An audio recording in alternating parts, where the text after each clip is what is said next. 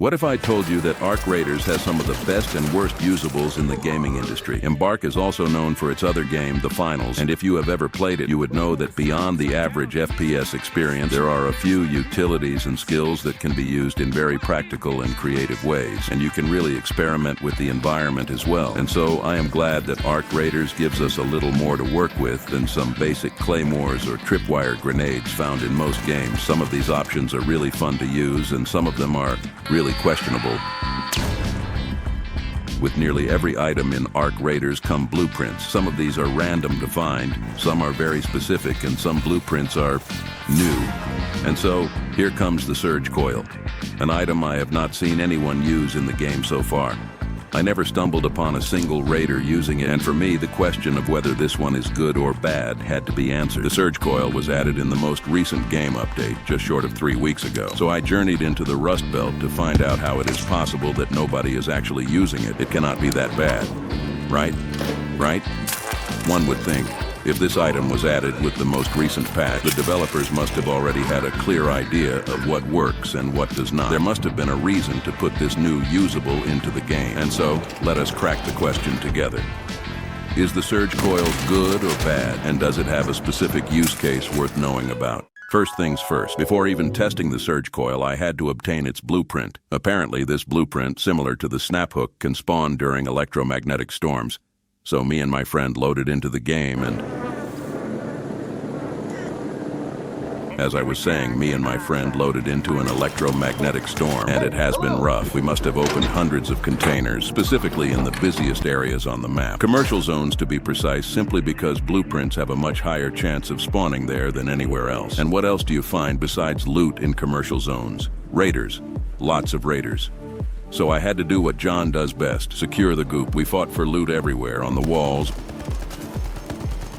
on the roofs, in the bathrooms.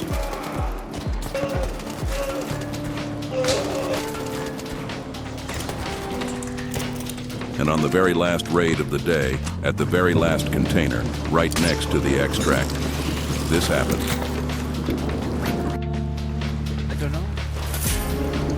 I found the blueprint. Finally, after all this time and after around 5 different raids on electromagnetic storms, I had the power of Zeus. I went back to my bunker, learned the blueprint, and it was time to craft. There was one small problem though. The item required something I was completely missing: Hornet drivers. Hornet drivers are these little devices acquired from, well, you guessed it, Hornets. And so it was time to go and get some of those first. And so I went in. First raid, I spawned, said hello, and proceeded outside.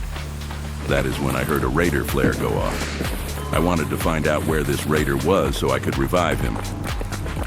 Unfortunately, I could not track him down. As I was making my way around the surface, this happened. Well, not much to do there. It was a bushman sitting in a bush. I have no idea for how long. I had not heard him at all. And yes, he made it very clear he was not friendly. Sorry, man, I'm not friendly. So that was the first raid, I suppose. Thank you very much. And yes, that would be a perfect start for my villain arc. On to raid number 2. I spawned in, got a snitch on me, which called down some wasps and hornets. As they came in, I pulled out the anvil and took down whatever was flying around. Using this tactic, I was able to obtain my very first hornet driver.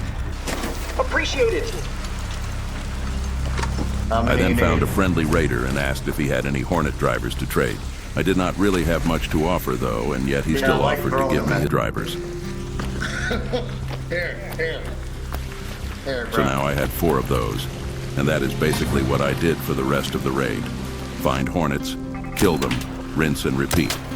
I then headed to the extract, called the elevator, and that is when I heard 2 more raiders talking to each other and heading our way. I asked them if they had any Wasp drivers they would be willing to part with, and it turned out to be the same raider who had helped me earlier. By the end of the raid, I got out with just over 20 Wasp drivers. It was time to cook. I started crafting and put together 12 Surge Coils, and here came the first real test. Before joining, I knew my friend was running PvP lobbies, so I jumped into a quick Stella Montis raid prior to get some PvP traction. And just to be clear, we were not doing any rat work here. Full PvP lobbies. We did what anyone would do and headed straight to the goop tower where the zip lines create a natural bottleneck, and things get deadly very quickly. We took down the turrets, made our way up to the higher platform, and that is when it was time to use the Surge Coil for the very first time. Full disclaimer, I had absolutely no information on how Surge Coils actually work. So when I placed one down and it immediately started attacking me, I was not prepared for that. I nearly died on the zip line.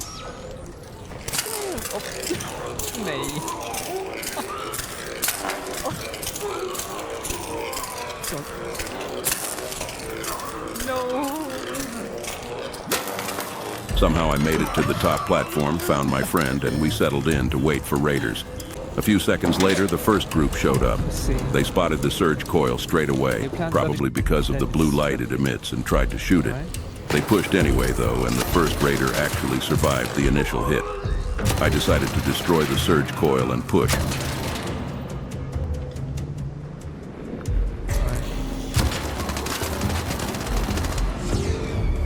Took down the first raider, and then something funny happened. The second raider dropped from the sky and died right on top of him. I have absolutely no idea where that man came from. For a moment I thought it was my friend. It was not.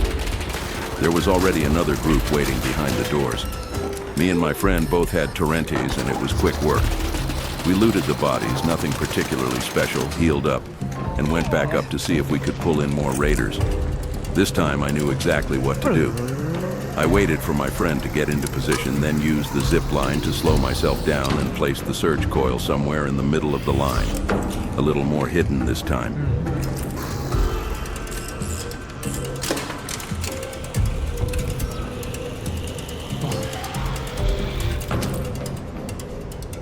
Seconds later, another group showed up, another duo.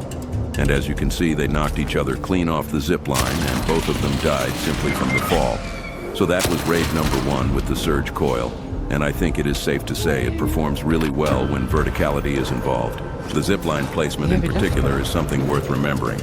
The question now was whether the Surge Coil would hold up in the most cursed place known to man. Stella Montis. I was not entirely lucky with my spawn, so I really had to make the best of it. Unfortunately, I kept spawning near the hospital wing when I wanted to be closer to the security wing for the main Stella Montis 3-floor tower that we all know for its PvP. I stuck with it out though, waited a good 15 minutes, and eventually one raider showed up. Whether the full effect of the Surge Coil made the difference there is still questionable. I might have been able to take him down without it, but I finished him with the Bobcat, revived him, and sent him off to the extract. It was time for another raid though. I finally got a slightly better spawn, reached the main Stella Montis PvP spot in just 1 minute, and placed a Surge Coil directly on the first floor underneath the jump-up point where most players come through. Seconds later, the first raider came through, and I think the Surge Coil did a really solid job there. I placed a few more around the area and settled in to wait.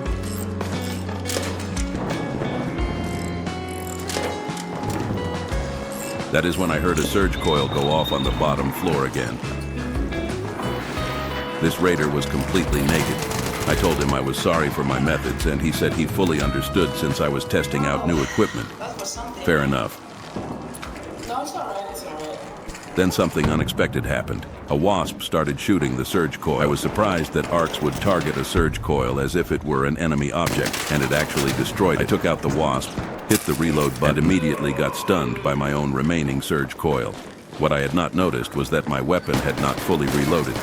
When I tried to push the raider, I died because my gun was empty. Time for another raid. This time I came straight into the security wing and went all in. I placed all the Surge Coils I had with me, one right by the jump up on the bottom floor and more spread around the area. The placement required some thought though, simply because the Surge Coils still attack you and have a pretty wide range. I had to be careful about positioning myself so I could move between the first, second, and third floors without getting electrocuted in the process. That is when raiders started coming in through the top floor. They opened the door and started getting zapped immediately. I was panicking a little, but the Surge Coils did their work. It was a duo, and I took them both down. I explained what I was doing, and they were pretty understanding about it as well. I like your traps here. Then I spotted another raider who did exactly what the Wasp had done earlier. He destroyed one of the surge coils and dropped down. I lost track of him. I came back in, healed up, and restocked. At this point, raiders just kept coming. I was checking between floors when I spotted another raider outside that I wanted to take down. He threw a grenade, drained my stamina, and I nearly died. I was lucky he did not push inside.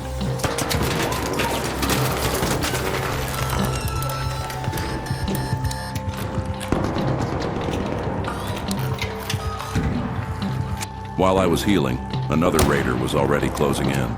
I did what made the most sense in that situation and held my position. He tried to push once, used what looked like a snap hook, then tried to run. I took him down, with the surge coil covering my back. While I was finishing him off, the door opened and yet another raider appeared with a kettle. He did not know about my secret weapon waiting just around the corner. I held back, but he started throwing impact grenades and I had to push. I got zapped a few times in the process, although I was lucky not to die there. The surge coil still helped me finish him off. He then jumped off the platform. The adventure continued. Another raider came through from a different direction, completely naked. He was clearly playing around, and I did not really want him lingering nearby, not with other raiders already shooting at me from different platforms. We played a little cat and mouse, and eventually I got him.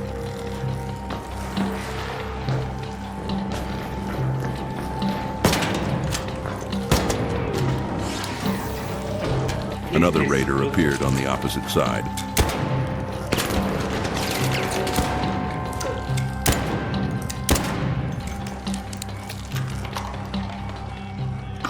I waited, then a third one just came walking straight through, so I took him down. The surge coil on the second floor helped a little there as well.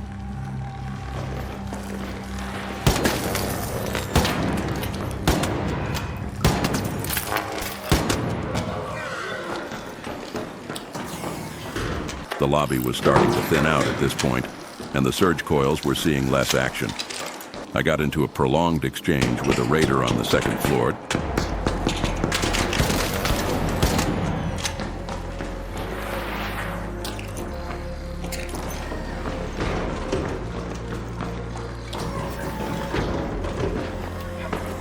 Decided to go around and finally finished off the one who had been shooting at me from across the map for most of the raid. We had a slightly longer exchange, but after taking down my last target, I knew it was time to get out and draw some conclusions on whether the surge coil is actually usable or not. I headed to the extract, got out, and tried to check how many raiders I had taken down and how much damage the surge coil had actually contributed.